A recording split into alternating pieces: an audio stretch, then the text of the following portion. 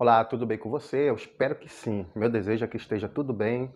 Se não estiver, o meu desejo é que melhore. Então, você que está estudando, continue persistindo para realizar os teus sonhos. Então, eu sou o professor Alessandro, professor de Língua Portuguesa, Literatura e Redação. Na nossa aula de hoje vamos falar sobre um assunto relacionado ao conteúdo de redação do Exame Nacional do Ensino Médio. Então, nós vamos começar a trabalhar hoje uma série de aulas sobre a competência 1 do Enem. Então, tem vários itens para você analisar comigo, aprender aqui e tirar 200 pontos nessa competência para lhe ajudar a tirar uma nota excelente. Se não a nota 1000, mas notas acima de 900 pontos em redação do Enem, que é possível. O destaque hoje vai para um item chamado de truncamento de períodos. Eu vou explicar para você o que é isso, eu vou mostrar para você alguns textos, algo que pode acontecer tanto naqueles que têm uma estrutura deficitária quanto naqueles que têm uma estrutura boa, quer dizer, para ser excelente, são excelentes porque pode apresentar o que eles chamam de período truncado. Então, eu vou mostrar para você exemplos e também vou mostrar como você, se porventura escreve dessa maneira, para você evitar esse tipo aí de problema sintático. Antes de mais nada, eu quero agradecer a você que é inscrito no meu canal. Muito obrigado pela confiança, muito obrigado a você que está enviando texto para eu corrigir. Eu tenho alunos aí de vários estados do nosso país, Brasil, então isso aí é para ajudar você e vocês também estão ajudando nesse nosso projeto aqui de democratização do conhecimento. Você que ainda não é inscrito no meu canal, inscreva-se para assistir esta e outras aulas aqui, que você tem várias aulas sobre questão de linguagem. E também deixe o seu like, o seu comentário, a sua sugestão. Envie a sua redação aqui, ó, totalmente sem custo, que eu a corrigirei de acordo com a grade do Enem. Então faça como esses estudantes aí que estão tendo uma evolução muito grande no texto a partir de uma correção detalhada, certo? Você já sabe que a redação do Enem, o seu texto vai ser avaliado em 5 competências. Então, a competência 1, ela vem explícita na folha de redação, tá? No tema de redação. Então, na proposta de redação do Enem, você vai encontrar a exigência de você escrever um texto empregando a norma culta da língua portuguesa. Veja aí comigo. Proposta de redação. A partir da leitura dos textos motivadores e com base nos conhecimentos construídos ao longo de sua formação, redija um texto dissertativo argumentativo em modalidade escrita formal da língua portuguesa.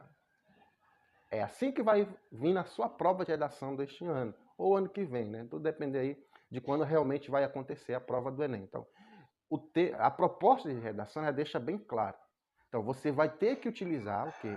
A norma culta da língua portuguesa. Então, esse português, essa variedade que nós chamamos de maior prestígio, essa norma culta que você aprende fazer a concordância entre nomes e verbos, a acentuar, a pontuar, enfim.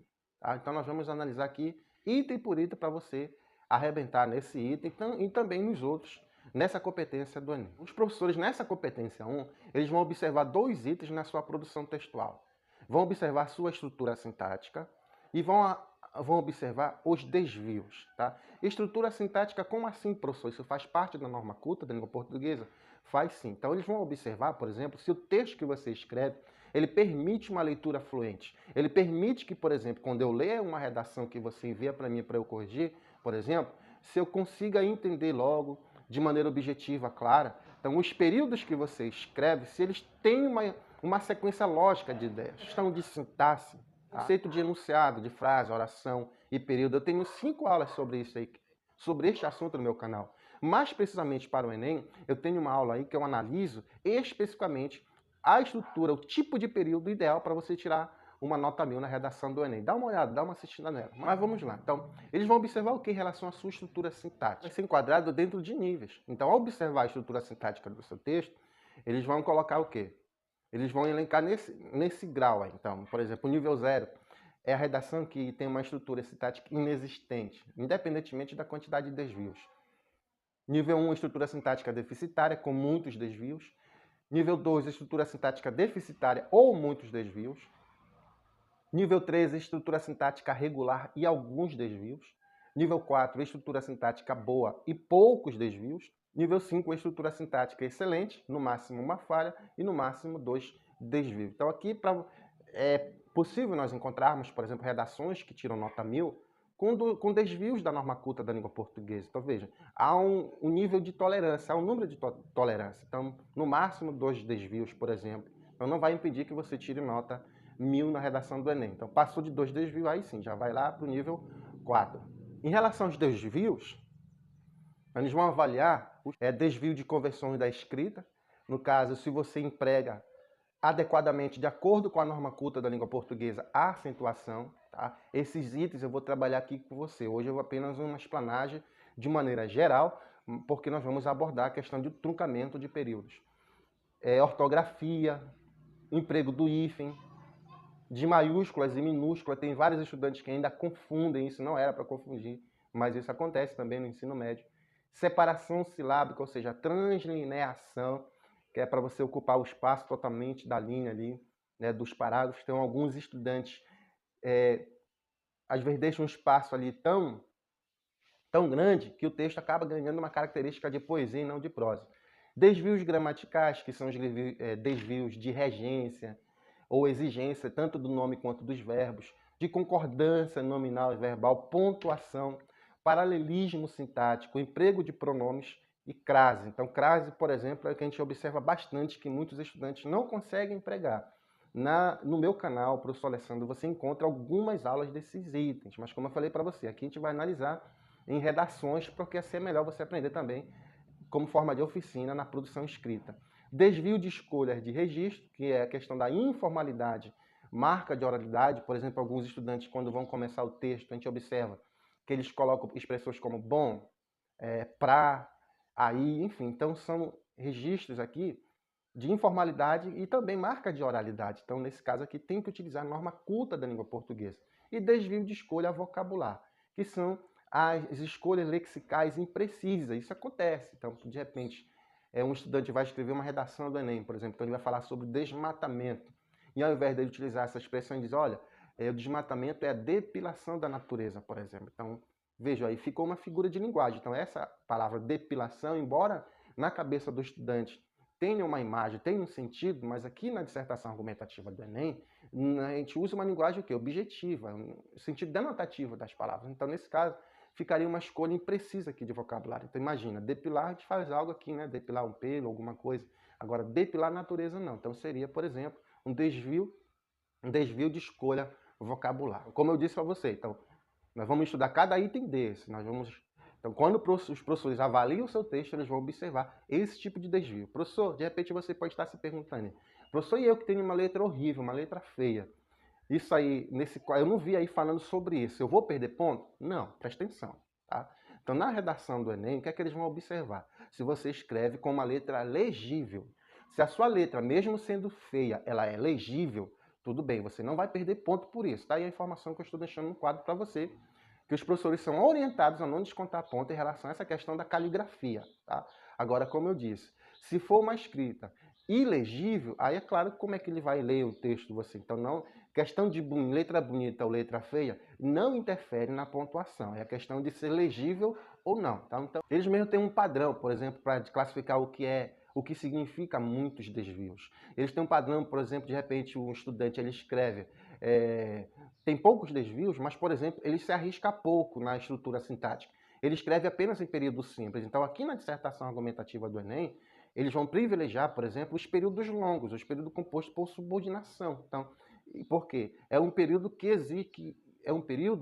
é da natureza da argumentação. Então, de repente, alguém escreve em período simples, tá? Com poucos desvios. Então, eles vão fazer essa balança. Não, mas outro, embora tenha alguns desvios, ele tem uma estrutura sintática, o que é boa. Não vai ser excelente se tiver muitos desvios. Vamos ver agora um item que eles dizem que é muito comum. Tá? Então, se é comum, realmente, eu que corrijo redação, percebo muito isso. Esse item que é chamado de truncamento de períodos. Então, o que é truncamento de período? Então, o conceito que os avaliadores utilizam, tá? Quando o estudante ele separa orações principais de subordinado, ou quando tem duas orações coordenadas, por exemplo, ou simplesmente o estudante é o que mais acontece, é o que pelo menos eu mais percebo em alguns textos, em algumas redações, na maioria das redações, na verdade. Então, simplesmente ele o quê? Se isolam em períodos ou frases, parte de uma oração que deveria constituir um único período. Então, eu vejo nessa redação aqui, por exemplo. Tá? Então, é uma redação quase excelente. Uma redação que, por exemplo, em relação às outras competências, tá perfeita. Mas tem a competência 1. Então, essa aqui é a competência que, para os professores, é um item que eles podem, por exemplo, facilmente, assim como a competência 5, assim como a competência 5 e 4, facilmente observar na redação e dizer, não, isso aqui provavelmente vai ter uma redação nota 1000, por exemplo, ou não vai ter. Então, quando eles vão olhar numa redação que tem vários desvios, já vão apontar aqui falhas. Quando eles olham, por exemplo, com poucos desvios, provavelmente não quer dizer que vão ter o quê? Que vai ter poucas falhas. Então vamos lá. Então nessa redação, observa aí, ó, tá? Permite uma leitura fluente. Eu leio e entendo, tá? Seja na introdução, seja no desenvolvimento, né? Parágrafo 1 e 2. Mas olha, quando chega aqui na conclusão, observa aí, ó. Onde é que está o truncamento do período? O que é que provoca esse truncamento? Então, em outras palavras, então você não quer, de repente, a pessoa não entende esse negócio de oração principal, oração subordinada. Não tem problema, eu vou simplificar aqui. Então, veja, nesse caso aqui, o ponto em seguida está truncando o período. Por quê? A intenção, que é para estudante fazer o quê? Ó? Continuar a sua redação, continuar a sequência. Então, nesse caso, só que aí o ponto em seguida veio o quê? Interrompeu, quebrou a sequência de ideias. Então, aqui truncou o período. Então, preste atenção. O ponto em seguida, o ponto de exclamação, o ponto de interrogação, eles estão dizendo, olha, um período que começou, ele terminou aqui e agora eu vou começar outro, ok? Preste atenção nisso, isso é muito comum. Então, nesse caso, ó, esse outro período que inicia agora, na verdade, foi isolada essa parte do período que ele deveria fazer parte. Tá? Então, isso é muito comum. Então, como é que você pode simplesmente evitar o truncamento de período? Simples. Ao invés de colocar ponto em seguida, você vai colocar o quê? Aqui, ó, vírgula e resolvido. Vejam, então nesse caso aí, ó, é um texto que apresenta uma estrutura sintática quase excelente, é um texto que arrebenta nas outras competências do Enem, mas tem esse problema aqui de um período que de um truncamento de período. Então, muita atenção. Então, não esqueça, tá? Então, ponto em seguida, ele marca o quê? Olha, terminou um período, tá? Terminou um período, ou seja, uma estrutura que tenha sentido completo. E eu vou começar o outro. Então, é muito importante que você leia o seu texto com calma, revise para que evitar esse tipo de coisa. Então, aqui bastaria o quê? Bastaria substituir o ponto em seguida e continuar o período, porque ele não acaba aqui, ele acaba mais à frente. Então, vírgula e continuar o quê? O período, aí sim. Então, veja, agora sim, o período não está mais truncado. O período agora não está mais isolando uma parte que seria dele em outro período. Tá? O período agora o que não tem uma quebra da sequência de ideias. Então, permite que eu faça, que o professor que vai corrigir a redação faça uma leitura o quê? Fluente dessa estrutura. Então, nesse outro exemplo aí que você pode observar, olha, então presta atenção. Eu estou explicando para você hoje apenas o item truncamento de período, certo? Então, que é muito comum. Nós vamos trabalhar sobre esses outros itens também aí, como você pode observar nesta redação. A redação já apresenta o quê? Alguns desvios, né? Mais do que a outra redação. Mas também ó, tem o mesmo problema comum em relação à estrutura sintática, ou seja, é o que? O truncamento de período. E, novamente, o que foi que permitiu? O que é que o estudante faz para truncar o período? Principalmente é colocar ponto em seguida onde não é para colocar. Esqueça de ler a sua redação. Tá? Então, nos termos expressos da Constituição Federal de 1988, vírgula, é assegurado a todos os brasileiros o direito a uma moradia digna. Ponto em seguida. O que foi que eu fiz? Eu digo, ó, meu período começou e eu terminei bem aqui. Tá? E agora eu vou utilizar um elemento coesivo para conectar. A gente vai falar sobre elemento coesivo. Então, ponto de seguida, por quê? Para dizer, o meu primeiro período começou e terminou aqui. Ponto de seguida. Todavia, vírgula, a realidade brasileira é bem diferente da descrita no escopo da legislação federal, vírgula, uma vez que várias pessoas não têm onde morar. Ponto de seguida. Dessa maneira, vírgula, são necessárias medidas para atenuar a problemática. Pronto. Um exemplo simples, prático, aqui na hora, para você aprender sobre essa questão de moradia, né? Moradia digna e tudo mais. Só um exemplo para ilustrar essa questão do período. Agora, se eu pegar essa mesma estrutura aí e colocar, por exemplo, o ponto seguido onde não é, eu vou truncar o meu período. Então, nos termos expressos da Constituição Federal de 1988, ponto e seguida. Mesmo que você leia, para mim, professor, eu li só como uma pausa breve, mas não é. O ponto de seguida está dizendo, olha, acabou o período aqui, tá? Lembra disso. Você está dizendo que o período acabou, mas não acabou por quê? O período é o quê, gente? É uma frase que apresenta verbo. É uma frase que apresenta o quê? Que apresenta um ou mais verbos. Então, para ser frase, tem que ter sentido completo. Então, para ser oração, essa frase tem que ser verbo. Tá? Então, nos termos expressos da Constituição Federal de 1988, ponto seguida, é assegurado a todos os brasileiros o direito à saúde de qualidade, o meu período que está truncado. Então, esse ponto de seguida não deve estar aqui. Eu vou substituí-lo pelo quê? Pela vírgula, que vai apresentar uma pausa breve e vai separar o que aqui? Esses elementos de um mesmo período, orações de um mesmo período. Mais precisamente, esses itens nós vamos analisar na questão de pontuação. Mas esse é o tema da nossa aula de hoje. Então, eu espero que você tenha entendido, tá? Eu espero que você tenha compreendido o que é truncamento de período, o que você não pode fazer e o que você pode fazer para consertá-lo. Então, continue exercitando, continue treinando, continue lendo, continue praticando e até uma próxima oportunidade, até a nossa próxima aula. Se é assim, nosso bom Deus, que continua nos permitindo, dando saúde, continuar a permitir. Então, um grande abraço do professor Alessandro.